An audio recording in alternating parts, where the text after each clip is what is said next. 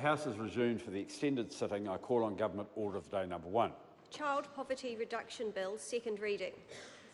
The Right Honourable Prime Minister. Mr Speaker, I move that the Child Poverty Reduction Bill be read a second time. Mr Speaker, I am extremely pleased to be able to stand here today as our commitment to lifting children out of poverty and improving the lives of children across New Zealand takes another significant step forward, with the Child Poverty Reduction Bill reported back to the House with unanimous Select Committee support. I'd like to thank all the members of the Social Services and Community Committee, and particularly the Chair, Gareth Hughes, for their thorough consideration of this bill. Mr Speaker, the Children's Commissioner has said of the cross-party support that this, quote, is a giant step forward in addressing child poverty. And it is truly gratifying to see our leaders rising above political differences to advance such a critically important piece of legislation, end quote. And I'm delighted that we have achieved this. The next step is for members in this House to continue to support the passage of the bill and commit to its intent to achieve significant and sustained reductions in child poverty. This is simply a first step. Reducing child poverty, as I've said many times in this place and outside of it, is one of the reasons I entered politics. And this bill has been one of the highest priorities of this government. Alongside programs like the Families Package, the bill is a key instrument to drive change to once again make New Zealand the best place in the world to be a child and to be a young person. The essence of this bill is to build enduring political accountability, consensus, and action on reducing child poverty. It provides a framework for measuring and targeting child poverty, and it creates a commitment to action on the part of the government to address the well-being of all tamariki and rangatahi. To help achieve this, it sets in law a range of widely accepted measures for reporting on child poverty, a requirement for successive governments to set short and long-term child poverty reduction targets, a requirement for annual reports relating to child poverty to be produced and published independently of ministers, a requirement that the Minister of Finance must, at every budget, report on child poverty reduction, a huge step change in the way that we deliver budgets in Aotearoa, New Zealand, and a requirement to produce a strategy for improving the well-being of all children, with a particular focus on the well-being of children with greater needs, children of interest and concern to oranga tamariki, and reducing and mitigating the impacts of child poverty and socio-economic disadvantage. That is where the action will be. The bill aims to develop a framework that's flexible enough to accommodate governments with different approaches and different priorities. Targets themselves are deliberately not included in the bill for this reason, and this underscores the idea and notion of political neutrality and our attempt to ensure that successive governments commit to the well-being of children. The Select Committee received over 600 submissions on the bill, with the vast majority overwhelmingly supportive of the bill and its intent.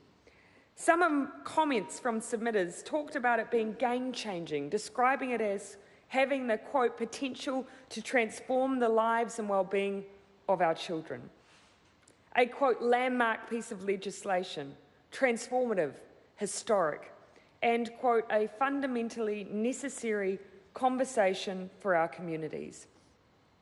I want to thank all the individuals and groups who submitted on the bill for their passionate and thoughtful contributions. They've been extremely valuable and have helped to further strengthen the bill in a number of areas. I just want to briefly outline these main areas of change. In response to submitters calling for reporting and outcomes on population groups to be made explicit in the bill, The bill now requires the government statistician's annual report on child poverty to also report on particular population groups of interest, including Māori, and if the data is adequate to do so, other groups such as Pacific children, disabled children, and children with a disabled parent, guardian or caregiver. As we announced in the budget, we've funded Statistics New Zealand to significantly expand the sample size of the Household Economic Survey from about 3,500 households to about 20,000 households. Now, this will help us improve the accuracy of the government statisticians' reports on specific populations and to provide a more accurate picture of child wellbeing and low income. The bill now also specifies that the Child and Youth Wellbeing Strategy is intended to assist New Zealand in meeting its international obligations relating to children and explicitly refers to the United Nations Convention on the Rights of the Child and the Convention on the Rights of Persons with Disabilities as examples. This addition has been viewed very positively by the children's advocacy community. The bill now explicitly also requires that when developing the strategy, the Minister must have regard in particular to principles related to children, including their intrinsic value, their inherent dignity and their rights, including those derived from conventions. The Minister must also have regard to the principle that children should be viewed in the context of their family, their whānau, their hapu, their iwi and their wider family group. Because, of course, Mr. Speaker, when we talk of child poverty, we are talking about whānau and family poverty as well. The bill now includes specific requirements relating to consultation on the strategy and reporting on outcomes for Māori children to recognise and provide a practical commitment to the Treaty of Waitangi. In terms of outcomes, the bill now requires that the Minister's annual progress report on achieving the strategy's outcomes also include an analysis of specific identified populations, including Māori children and any other groups of children that the Minister deems appropriate. Mr. Speaker, the committee also agreed to some supporting amendments in response to the Honourable Alfred Ngaro's supplementary order papers. The proposed amendments require the responsible minister to include and report annually on one or more additional child poverty-related indicators, such as employment, housing, education, health and disability, or any other related area. I do think that this is a useful addition to the bill. Such indicators were also recommended in a number of submissions and were originally addressed in my 2012 Members' Bill. Just a reference to how long it feels like it's taken to get to this auspicious occasion. A further change in response to the SOPs is the inclusion of policy-related principles in the bill. This means that before adopting or changing the Child, Youth and Wellbeing Strategy, the responsible minister must have regard to principles such as early intervention and evidence-informed policy and steps the government has taken to evaluate the effectiveness of such policy. Good practice, I'm sure we'll all agree. But I do want to acknowledge the Honourable Alfred Ngaro for his contribution to the bill. These are important enhancements overall. The committee's findings confirm the overall framework of the bill is sound and that the approach is the right one, and public consultation has made the bill even stronger, as has the contribution of the officials who have worked on this bill, and I thank them for that work. There are very few things as important as reducing child poverty. It is therefore vital to the long-term welfare of our children that the framework, measures and requirement for action required in this bill is able to gain the support of successive governments.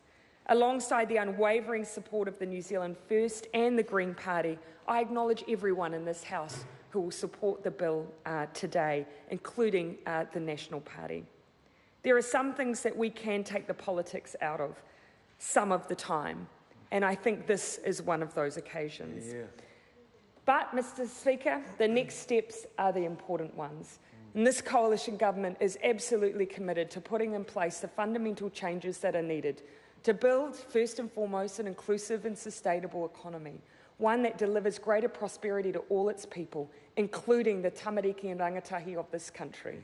And we are committed to continuing our ambition to make the kind of change that you see in a generation that will allow us to be able to stand proudly and say New Zealand is the best place in the world to be a child.